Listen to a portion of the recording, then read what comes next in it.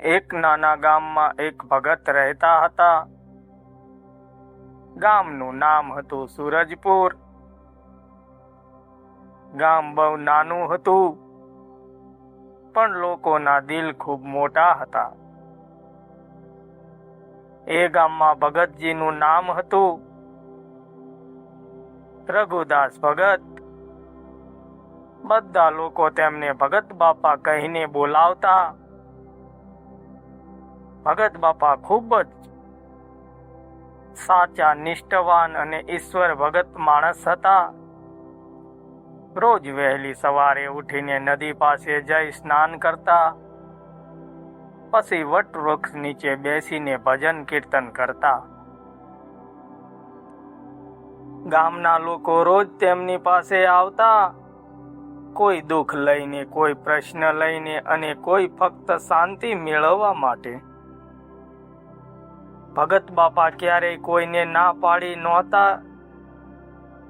તેઓ કહેતા, ઈશ્વર બધાનું સારું કરે છે, પણ આપણે પણ સારા કર્મ કરવાનું બંધ ના કરવું. એક દિવસ ગામમાં ભયંકર દુષ્કાળ પડ્યો. વરસાદ જ પડ્યો નહોતો. ખેતરો સુકાઈ ગયા, પશુઓ માટે ચારો નહોતો અને લોકોના ઘરમાં અનાજ પણ ઓછું પડી ગયું. ગામમાં નિરાશ ફેલાઈ ગઈ. લોકો ભગત બાપા પાસે આવ્યા અને કહ્યું, બાપા, હવે શું કરવું? બધું બગડી રહ્યું છે. ભગત બાપા શાંતિથી બોલ્યા, ભય રાખશો નહીં, આપણે બધા મળીને પ્રાર્થના કરીએ અને સાથે સાથે મહેનત પણ કરીએ. એમણે ગામના લોકોને એકઠા કર્યા. બધાએ મળીને ગામના જૂના તળાવને સાફ કરાવવાનું નક્કી કર્યું. ઘણા વર્ષોથી તળાવમાં કાદવ ભરાઈ ગયો હતો. લોકો વિચારતા કે આથી શું થશે,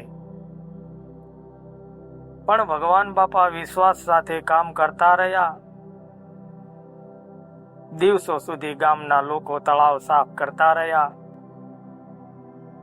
કાદવ કાઢ્યો, કિનારા મજબૂત કર્યા. આ કામ દરમિયાન ભગત બાપા દરેકને હિંમત આપતા. હાથ કામ કરે અને દિલમાં ભગવાનનું નામ રહે તો ચમત્કાર જરૂર થાય છે. એક દિવસ અચાનક આકાશમાં વાદળો ઘેરાયા. પવન ચાલ્યો અને પછી ધીમે વરસાદ શરૂ થયો. થોડા સમય પછી ભારે વરસાદ પડવા લાગ્યો. તળાવ પાણીથી ભરાઈ ગયું. ખેતરો હરિયાળા બની ગયા. ગામમાં ખુશી છવાઈ ગઈ. લોકો ભગત બાપા પાસે દોડી આવ્યા અને કહ્યું, બાપા, તમે ચમત્કાર કરી દીધો. ભગત બાપા સ્મિત કરીને બોલ્યા, આ મારો ચમત્કાર નથી, આ તમારું એકતા, મહેનત અને વિશ્વાસનું પરિણામ છે. એ દિવસ પછી ગામના લોકો સમજ્યા કે મુશ્કેલી આવે ત્યારે માત્ર પ્રાર્થના નહીં, પણ સાથે મળીને કામ કરવું પણ એટલું જ જરૂરી છે. સમય પસાર થતો ગયો. ભગત બાપા વૃદ્ધ થયા, પણ તેમની સેવા અને ભક્તિ ક્યારેય ઓછી ના થઈ. તેઓએ આખું જીવન લોકોને સારા માર્ગ પર ચાલતા શીખવ્યા.